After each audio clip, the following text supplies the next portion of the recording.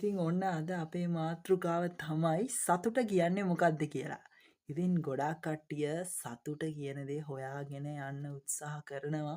එයාලා දන්නේ නැහැ මොකක්ද මේ සතුට කියන්නේ කියලා. ඉතින් ගොඩාක් අයගෙන් අපි ඇහුවොත් සතුට කියන්නේ මොකක්ද කියලා ඒගොල්ලෝ දෙන උත්තරේ තමයි කාර් එකක් තිබීම, එහෙම නැත්නම් ඉඩකඩම් තිබීම, එහෙම නැත්නම් මුදල් තිබීම. ඒ වගේ විවිධාකාර උත්තර අපිට ලැබෙන්නේ. නමුත් සතුට කියන්නේ ඊට වඩා වෙනස් ආකාරයක දෙයක්. ස්ටිව් ජොබ්ස් මෙහෙම කියනවා. මට අද ඕනම දෙයක් ගන්න පුළුවන්.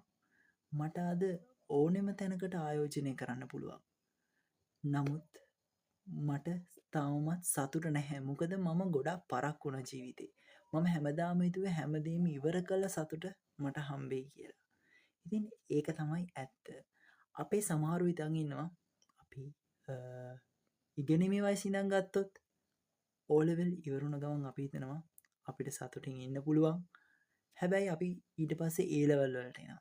A level වලට ආවම ඊට පස්සේ අපි හිතනවා අපිට A level ලියලා ජොලි ඉන්න පුළුවන් එහෙම කියලා. හැබැයි ඊට පස්සේ අපි විශ්වවිද්‍යාලයට ගියාට පස්සේ අපිට හිතෙනවා උපාධිය ගත්තාම නම් අම්මෝ නිදහසේ සතුටින් ඉන්න පුළුවන් වෙයි කියලා.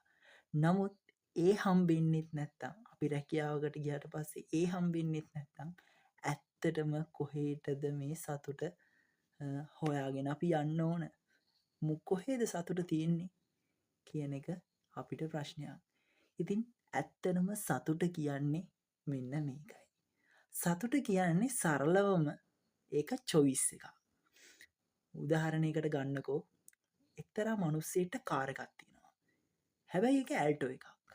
එයා දකිනවා වෙන කෙනෙක්ගේ BMW එකක් දැක්ක කියන්නකෝ. ඊට පස්සේ එයා කියනවා අයියෝ මට තියෙන ඇල්ටෝ එකක්නේ මට කිසිම දෙයක් කරගන්න බෑ කියලා. ඒ හිතන මොහොතේ ඉඳන්ම එයා යාළු වෙන්නේ දුකත් එක්ක. හැබැයි එයාට හිතුණා මට ඇල්ටෝ එකක් තියෙනවා සමහර මිනිස්සුන්ට කාර් එකක් ඇත්තෙම නැහෙනේ කියලා. එතකොට මොකද්ද වෙන්නේ? එයාට සතුට කියන දේ ලැබෙනවා.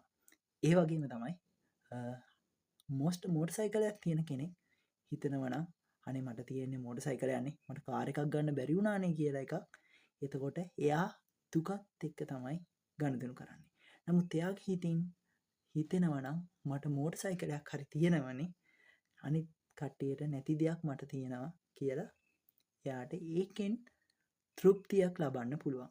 ඒ කිසිම දෙයක් නැති කෙනෙක්ට වුණත් මට කකුල් දෙකක් තියෙනවනේ මට පයින් ඇවිදින්න පුළුවන් අතපය නැති මිනිස්සු කොච්චර ඉන්නවද කියලා හිතලා තමන්ට ලද දෙයින් සතුට වෙන්න පුළුවන්. ඉතින් සතුට කියන්නේ ඔන්න ඕක.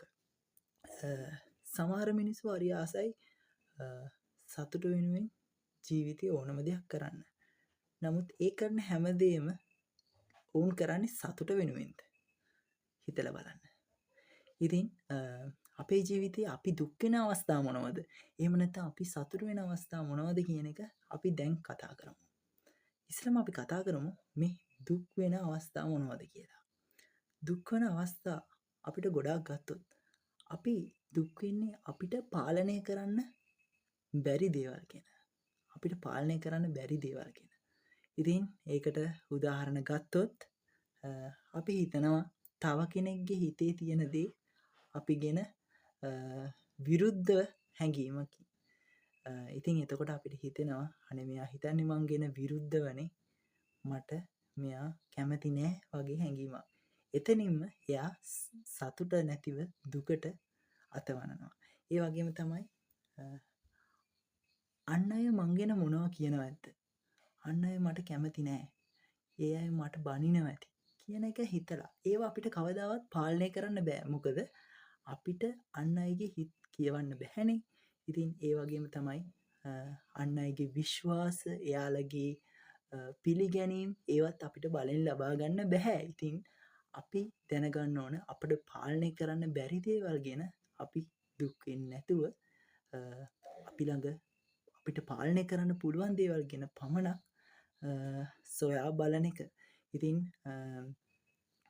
ඇත්තටම ගත්තොත් ගොඩාක් අය දුක් වෙන දෙයක් තමයි මේ තමන්ගේ අතීතය ගැන. ඇත්තරම ඇයි අපි අතීතය ගැන දුක් වෙන්නේ? අතීතය කියන්නේ අතීතය. ඒක වෙනස් කරන්න බෑ. අපි කාටවත් අතීතයට ගිහිල්ලා ඒක වෙනස් කරන්න පුළුවන්ද? ඒක වෙනස් කරන්න බෑ. ඒ වගේම තමයි අන් අයගේ චේතනත් ඒ වගේම වෙනස් කරන්න බෑ. ඉතින් අපි දැනගන්න ඕන අපට පාලනය කරන්න බැරි මේ ටික අපි ඒ ගැන කරදර වෙලා අපේ ජීවිතයේ තියෙන සතුට නැති කරගන්නේ ඇයි කියන එක. ඒ වගේම තමයි හැබැයි අපිට මේ මොන දේ තිබුණත් පාලනය කරන්න පුළුවන් දේවලුත් තියෙනවා. අපිට පාලනය කරලා අපිට සතුට අත්පත් කරගන්න පුළුවන් දේවලුත් තියෙනවා. උදාහරණයකට ගත්තොත් මම කලින් ඔයාලට කිව්වා වගේ ධනාත්මක ආකල්ප අපිට හැම මොහොතකදීම ක්‍රියාවට නංවන්න පුළුවන්. අපි හිතනවා මට මේ දේ නැති වුණාට මට මේක තියෙනවනේ. මට තියෙන මේ දේ සමහර අයට නෑනේ කියලා හැඟීම ඔස්සේ ධනාත්මක විදියට හිතන්න පුළුවන්. ඒ වගේම තමයි තමන් මුදල් උපයන මාර්ගය තමන් කැමති ආකාරයකින් නරක වැඩ කරන්නේ නැතුව තමන් කැමති ආකාරයකින් මුදල් උපයන්න පුළුවන්. සමාජ විරෝධී ක්‍රියා නොකර තමන් කැමති ආකාරයකින් සමහර විට බිස්නස් එකක් වෙන්න පුළුවන්. සමහර විට රජයේ රැකියාවක් වෙන්න පුළුවන්. නැත්නම් පෞද්ගලික අංශය වෙන්න පුළුවන්. ඒ කුමන ආකාරයකින් හෝ මුදල් ඉපයීමේ මාර්ගය තමන්ට පාලනය කරන්න පුළුවන්. ඒ වගේම තමයි විශේෂයෙන්ම දෙයක් තමයි මේ ආහාර ගැනීමේ රටාව.